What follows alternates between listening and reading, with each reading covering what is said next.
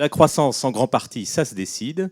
Pour les PME et ETI françaises, la croissance, c'est d'abord la confiance. La France doit mieux valoriser ses atouts. Elle doit faire preuve de confiance dans le financement du tissu productif. Les acteurs financiers doivent y prendre leur part. Et l'épargne doit être davantage mobilisée vers cet objectif. Elle doit ensuite avoir confiance en la qualité de nos ressources humaines.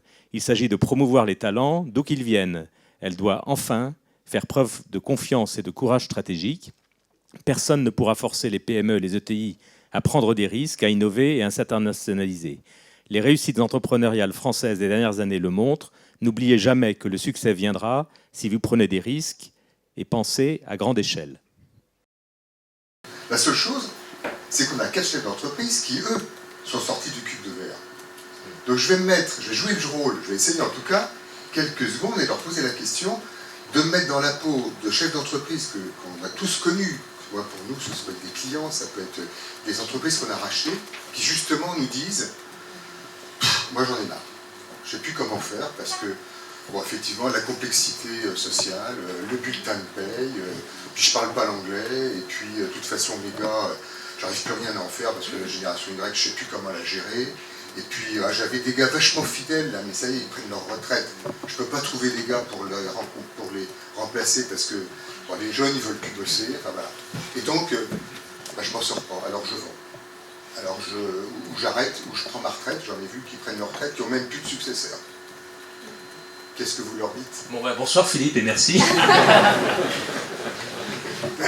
Alors quelle baguette magique pour voilà. Justement à ceux-là, oui. qui sont aussi peut-être dans certains cas notre dynamique de demain, pour la faire sortir de leur logique. C'est pour ça que je les ai appelés les rois mages. Voilà.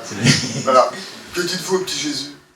Alors je ne sais pas si on va le voir, le petit Jésus, mais ce que je voulais juste dire à la fois pour répondre à cette question et aussi un élément de témoignage, c'est-à-dire que si on en est là, je pense que déjà la situation, je ne sais pas si elle est désespérée, mais elle est très compliquée. Donc ça veut dire que le premier conseil moi, que j'ai envie de donner à ces gens-là, c'est de se poser la question quand même le plus tôt possible. On a parlé tout à l'heure de différentes solutions. Donc effectivement, il peut y avoir des problématiques de succession dans une famille. Il peut y avoir l'absence de projet industriel ou de projet simplement d'entreprise dans un cadre soit familial, soit management. Et donc la nécessité de trouver, si c'est la question, des repreneurs. Donc je pense qu'a été évoquée la solution de partager le capital avec un certain nombre d'intervenants dans cette pièce, certainement sur des institutionnels qui peuvent ou veulent rentrer dans cette entreprise. Avec aussi, j'en suis, je pense, un exemple, la volonté de faire rentrer, on va dire, un petit peu de sang neuf dans l'entreprise et de partager le pouvoir au sens d'un homme seul qui va s'adjoindre, dans les deux sens du terme, quelqu'un qui va apporter un petit peu de, on va dire, d'expertise, certainement d'expérience aussi, et puis la capacité derrière de transmettre. Donc en fait, pour moi, dans cette notion de transmission et dans ce concept de bâtisseur, je pense que le projet il se prépare, c'est-à-dire que les gens qui s'essoufflent, on va dire, atteignant 60 ans, atteignant 65 ans, être rejoints par les perspectives de retraite et sans véritable projet, je pense qu'on aura beaucoup de mal, en tout cas, à sauver ces situations-là.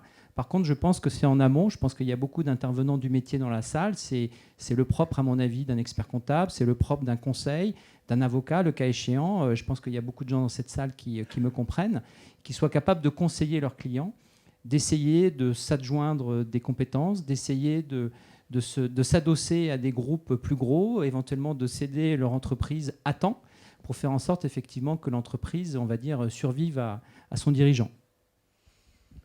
Alors moi, qu'est-ce que je lui dirais Je lui dirais déjà, pour moi, que c'est quelqu'un qui est tombé du camion quand il dit ça, quoi. C'est-à-dire qu'il n'est plus dedans. Parce qu'un entrepreneur, justement, c'est quelqu'un qui peut pas dire ça. S'il dit ça, oui, il y a la provocation. Donc la première question que je lui poserais, je referai un check-up pour savoir si ce qu'il dit est juste, si c'est pas un coup de blues ou si c'est pas autre chose qui se cache derrière. Alors il y a souvent un facteur déclenchant. Il peut y avoir moi je dis il faut aller comprendre quel est le facteur déclenchant. Et il y a aussi une génération d'entrepreneurs qui étaient, je dirais avant nous ou même la nôtre, qui sont des gens seuls, qui ont réussi seuls. Et ces gens-là, à un moment, il y a une finitude quand on est seul. Quand on est en groupe, il n'y a pas de finitude. Et souvent, il y a des entrepreneurs qui sont au bout de leur histoire. Parce que le monde a changé, parce que ils ne peuvent pas comprendre le monde. On ne peut pas comprendre le monde à 60 ans ou à 65 ans comme on peut le comprendre à 30. Non, mais à 30 ou à 35 ans. Non, mais pas du tout. Non, mais moi, non, ce que je Au revoir, dirais, Daniel. donc le conseil que je donnerais, c'est déjà entourez-vous ou entoure-toi. Partage tes problématiques. Et le courage de voir la vérité en face. C'est pas forcément les URSSAF qui est ton problème. Tu as peut-être un problème de sureffectif, tu as peut-être un problème de compétence, un problème de génération, de savoir-faire. Moi, souvent quelqu'un qui dit ça, moi je pense que c'est la solitude. Quand on est seul, on peut pas dire ça, quoi. Ou alors, les conseils vous disent, écoute, il faut que tu passes la main, il faut que tu penses succession, essaye de te projeter sur autre chose, effectivement.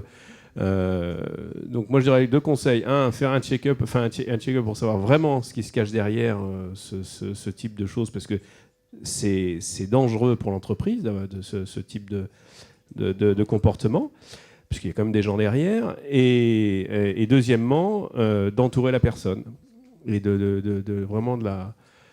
voilà. Alors, rapidement, Daniel, parce que Exemple, pour qu'on puisse non. laisser du temps pour Oui. des personnes de la salle de vous... Pour moi, il y a un interpeller. syndrome de cet état de choses, c'est Moulinex.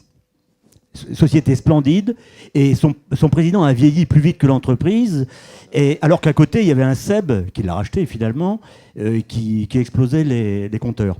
Donc on voit bien que le presse-purée de... C'est Morellet qui s'appelait, non je crois.